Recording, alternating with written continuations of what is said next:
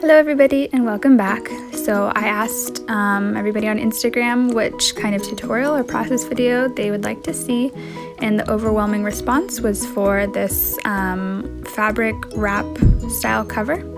So to start out, these are the things here that we're mainly going to be working with. I have like a kind of pliable fabric here for the outside of the cover. I have a heavier canvas for just a little bit of sturdiness. I use this piece of cardstock to measure, and I have these pins to pin my fabrics together before I sew them.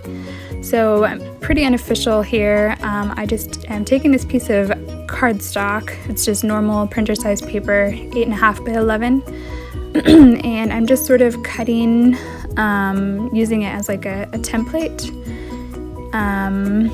I did recently get a cutting mat, but I have made these without it, so I wanted to show you guys that it can be done without like huge fancy, tools and stuff. So I cut basically the size of the cardstock, and then I also cut an additional 3.5 inches or so, which is going to be like the flap that wraps around the outside of the pages. And then I'm getting my fabric that's going to be on the outside of the cover, and I'm using my canvas that I just cut as a guide, to where I am going to be cutting.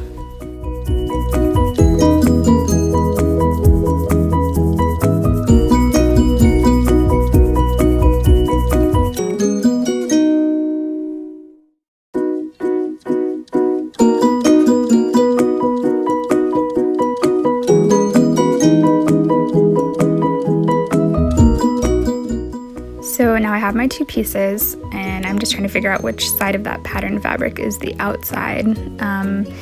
And I'm situating my canvas to the back of that, and I'm going to just use some pins. I like to start at one side here on the upper right hand corner, and then I kind of flip it all over to make sure it's stretched all the way over.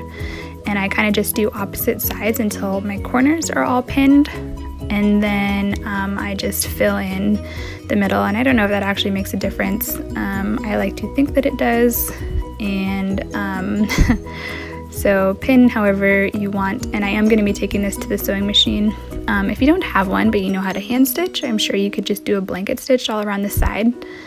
And the sewing serves two purposes. One is obviously to get the two pieces to stick together, and the other one is to sort of keep the edges from fraying.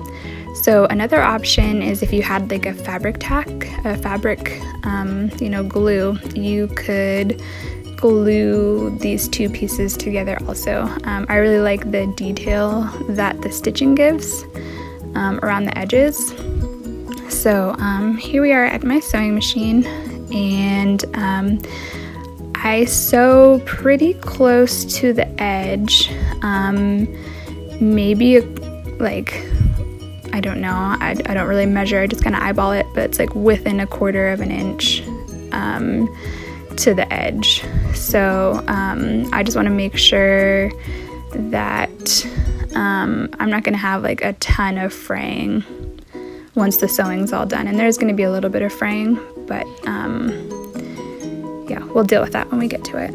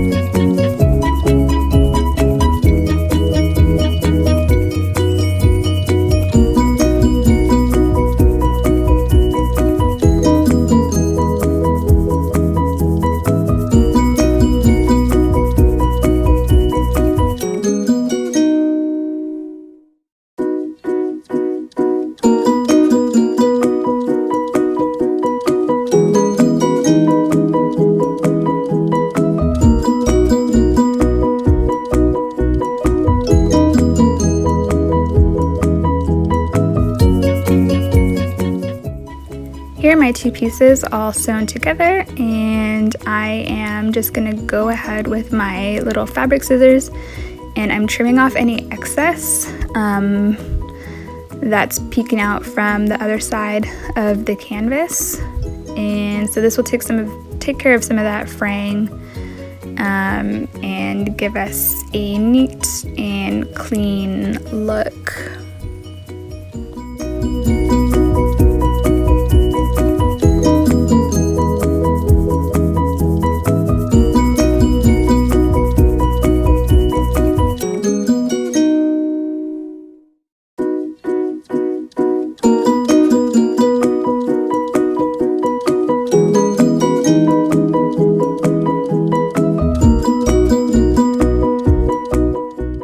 So now I have finished with the trim, and I kind of just go through with my fingers after I'm done trimming, and I pull at the edges to get any threads that might come out, and I trim them off.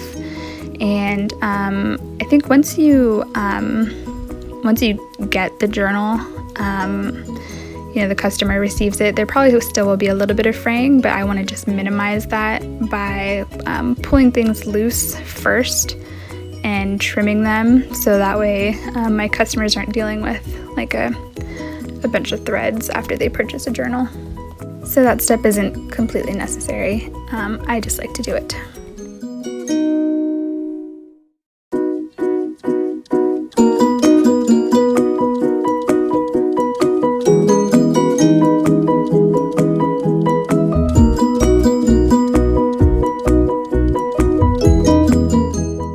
As I'm working, you'll see me kind of fold the journal into like its dimensions that'll be when it's all finished, and I like to do this just to kind of get a feel for where the journal is headed, so that way if at any point when I'm making it, it doesn't seem right, I could just kind of go in and adjust things before I get too deep into something. At this point, your cover could be pretty much finished if you wanted. I would recommend lining the inside with something, but you don't have to if you want to just keep it plain canvas. But what I'm doing now is I just grabbed some fabrics that I thought went well with the that like stripey pattern, and I'm going to be embellishing the cover a bit. So I'm just gonna kind of play around with placement of the doily and that sari trim and this like floral leaf like greens. And the reason I chose these fabrics, I chose the doily because it was pretty popular with those other fabric wrap journals that I did, so I wanted to include that somehow. I chose this pretty blue-green with all the leaves just because I felt like the pattern kind of broke up the stripes a little bit, and the colors I think go really well together. And same thing with the colors in those the pieces from the sari. They're just like purples, blues, greens, and the pinks. I think that they all just complement each other really well, and I like the contrast that the patterns give. So yeah, that's why I chose these patterns. And sorry, I think I'm doing something off camera again. But yeah, so I'm just gonna figure out where I want things to go before I sew them down, and then I'm gonna add sequins. Excuse me.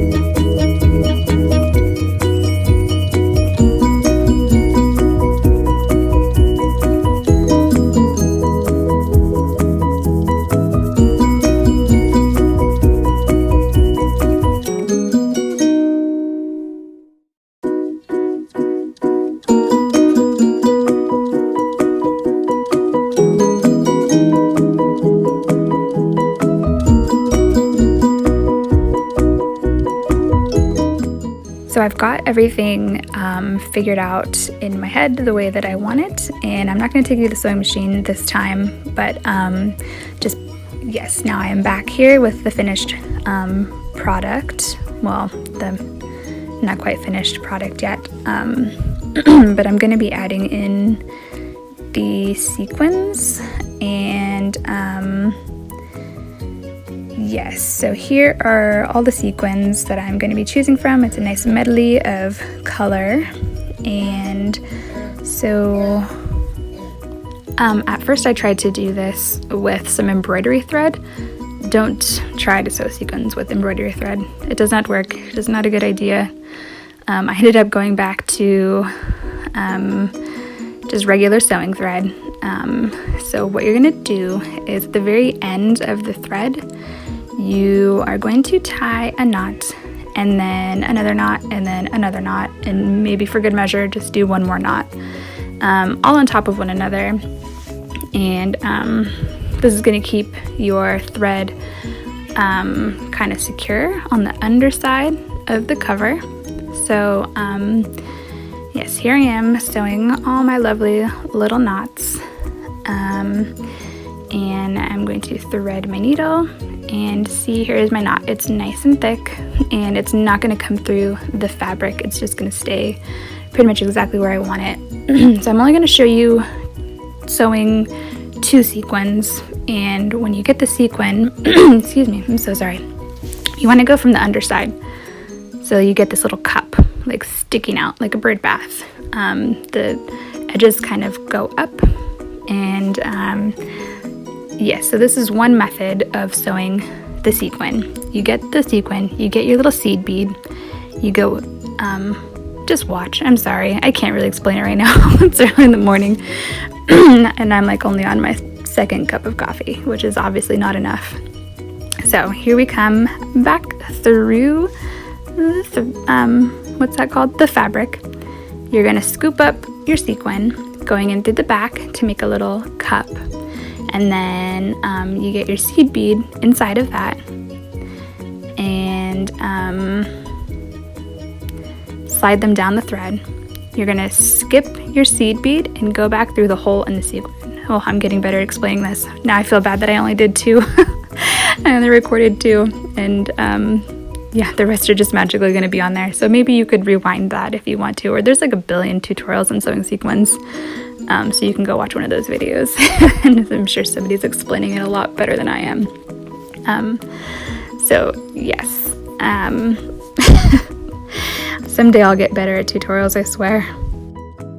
So here's another oopsie in my recording. I got this blue fabric to line the journal with, and then I was absolutely not recording the process at all, but basically I just cut it to fit the inside of the journal, and I also sewed a pocket onto it. So yeah, sorry, I thought I was recording that and I wasn't, so yeah, sorry, my bad.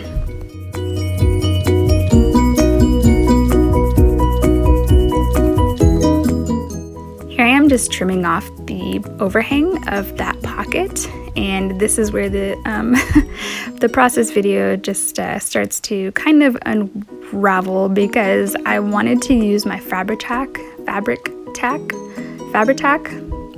glue to adhere the lining to the cover, and silly me, I somehow managed to glue the lid to the nozzle. So sorry, some adjustments there. So when I went to take off the lid, yeah, it just kind of ripped the whole nozzle off. So you don't get to see how I glue fabric to other fabric, unfortunately. But we are going to go back over to the sewing machine because I don't have any more fabric glue, and this is just going in the trash. Yeah. So yes, now I've tacked the lining to the cover and or pinned it, I guess, and I'm just going through and sewing again.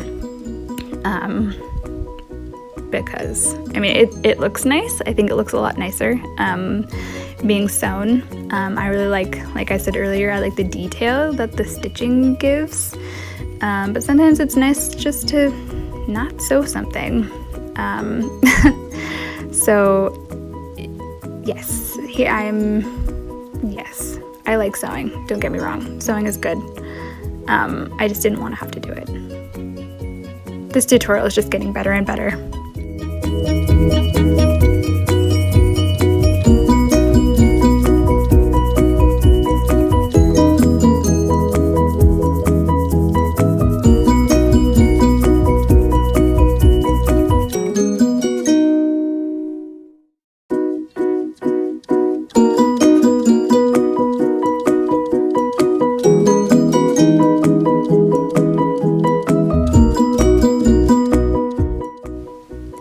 Now you will see the pitfalls of not measuring your cuts. I ended up with this gap, and I didn't want to go back and sew over it because I didn't want to mess with my pattern on the front. So I decided that I was going to patch it up with some more fabric. And since I'm not going to be sewing, I had to go fetch that glue out of the trash can, and because the nozzle was broken, I also had to find something to apply the glue with. So I ended up with a skewer, like for the barbecue. So I have my glue and my skewer, and I'm just going to very professionally apply sticky, tacky glue with my barbecue skewer. Hey guys, whatever gets the job done, seriously. And it ended up looking really cute with the little patch after I was done. And maybe someday I'll get my life together.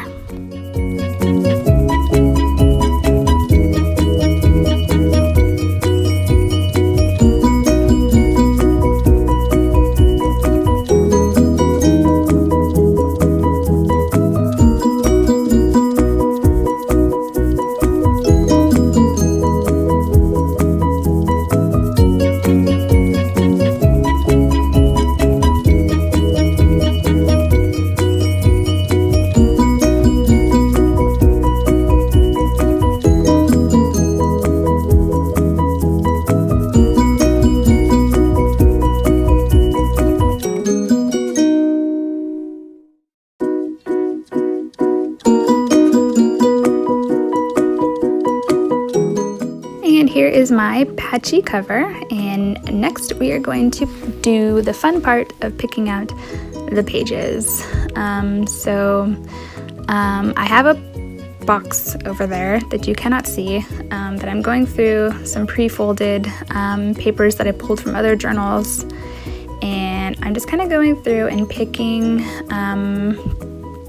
not quite a random mix. I'm going for colors and variety and size. You can see I'm going for these sort of vibrant,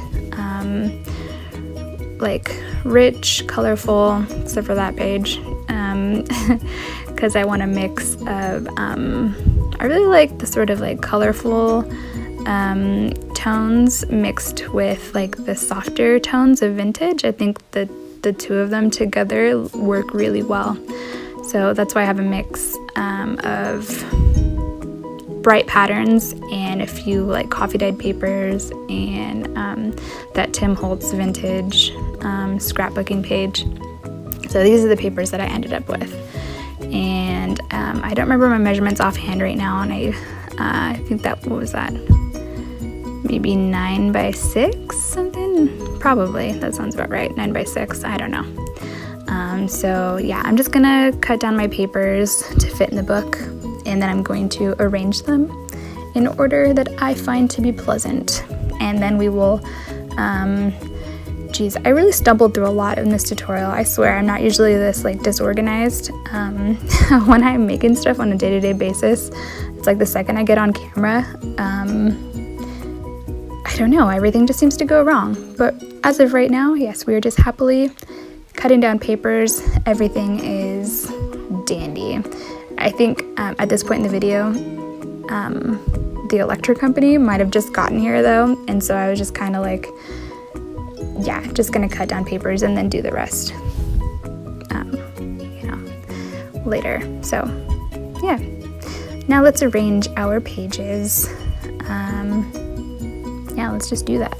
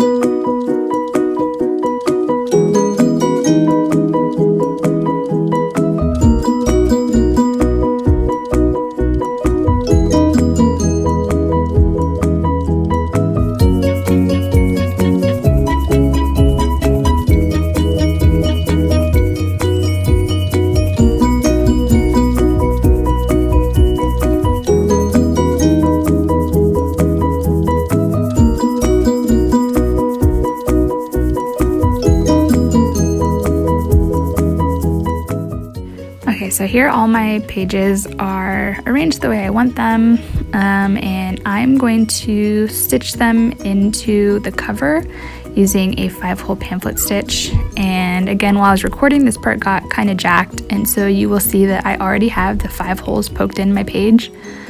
And I just use an awl. Actually, I think this might be a bead reamer, which is used for making bead holes bigger if you need them bigger. But anything pokey will work. So some people like to start from the outside. I just start from the inside, and you're gonna go through the center hole first and then sort of weave your way up or down. And sorry, I'm not doing a good job of explaining this. There's like a billion pamphlet stitch tutorials, and I know a lot of you already make your own journals. So you probably already know the pamphlet stitch. Yes, my apologies again. What I'm doing with this here, even though I already have the holes poked through both the pages and the spine, with the fabric, your hole tends to disappear. So I just go back and poke the awl through again to make my hole reappear, to make it a little more obvious about where the needle should go in or out. So yes. Oh, and if you don't know the pamphlet stitch and you want like a quick sort of more clear process on how to do that, or if you want to know like 3-hole stitch versus 5-hole, and you want me to make that video, just I don't know, let me know, and I can probably do something super quick, and it will explain it maybe a lot easier than what I'm doing now in this video. I swear I'm just stumbling through like all the steps when I made this journal. In the end, it all turned out wonderful and fine, and I created a beautiful book. But yeah, I don't know, I just kept it's kind of hard when you have all these kids running around, and like I said, the electric company came, and I wasn't really expecting them. They just like, I knew they were coming, but I forgot. Yeah, I was just a little bit distracted making this video, and I was like skipping steps, and I was trying to do new things, and I don't know, maybe that's the beauty though of junk journals, is trying new things and figuring out what works and what doesn't, and knowing that it's okay to make mistakes and to go back and fix things.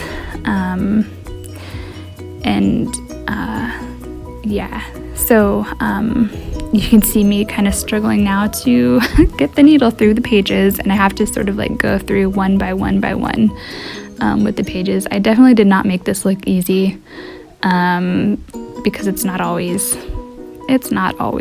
easy.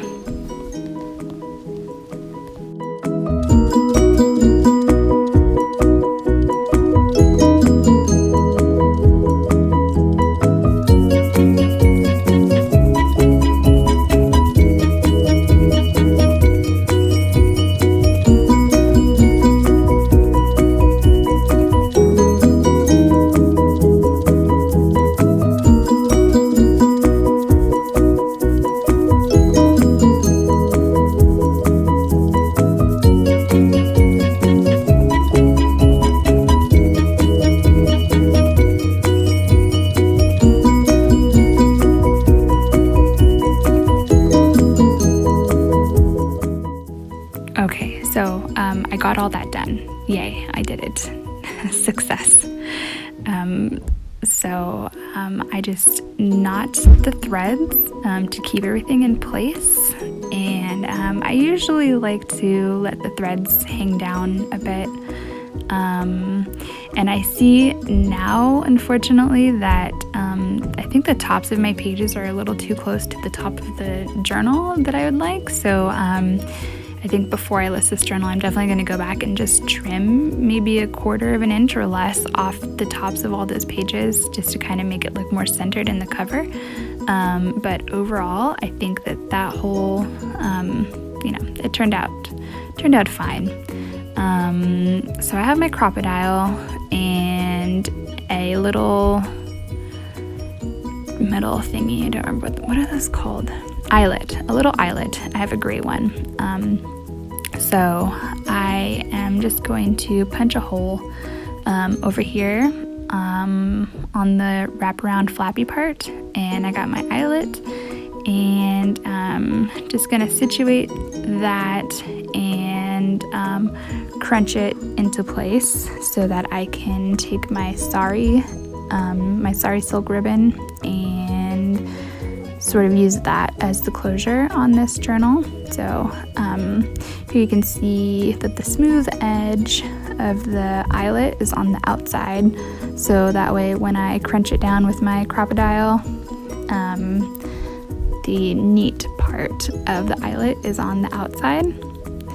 So I just had to adjust my crocodile and make sure that my eyelet is in the hole, so that way when I crunch it down, all the crunched metal, sorry for these technical terms, they grab onto the fabric and the eyelet stays in place.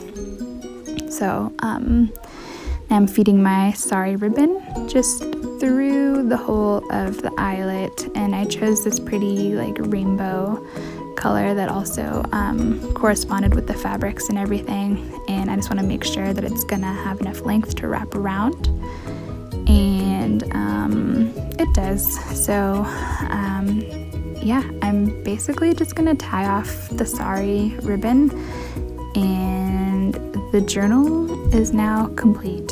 So thanks for sticking around if you made it this far.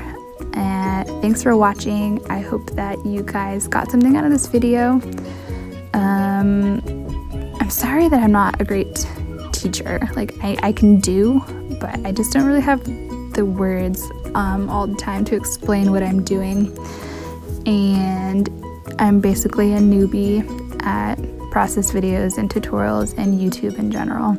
But I do hope that you enjoyed watching, and I will catch y'all on my next video. Thanks so much. Bye.